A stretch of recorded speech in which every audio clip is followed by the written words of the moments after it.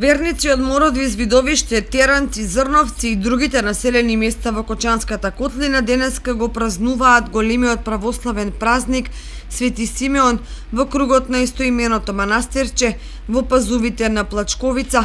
Доминантната позиција на манастирчето, од каде се отвора прекрасна панорама на градот Кочани и оризовите полиња, го прави привлечен за верниците кои овде уживаат, докаде што допира погледот.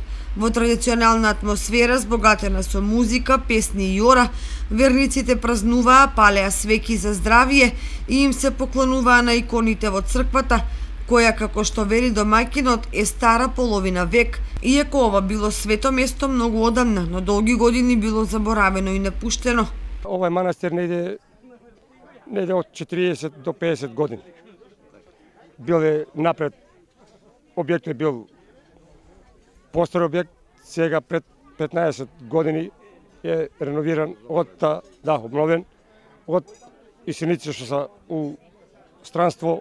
Благодарност до нив што се помогнали за овој манастир, нека се живи и здрави сите, а не иде после околу 50 години овој манастир. Имате и помошни простори? Да, имаме помошни простори тука за кујна, за сместување на гости.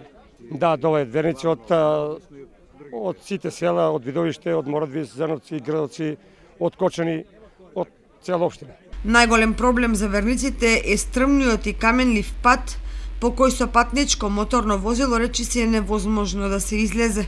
Помош на општината Зрновци и со помош на градоначалникот Блаже Станков, нека жив и здрав, и сите сме живи и здрави, да ни помогне за патот да ни го обнове, да не трескаме колите шујка, така да биде по-ефикасно за гостите. Меѓу тие што слушнале за посебноста на околината на манастирот и на денешниот празник, за прв пат се искачиле е Мите Здравков. Прв пат доаѓаме тука, па добро е, тука природа, убаво, се ни се тоа, само пат нема добар.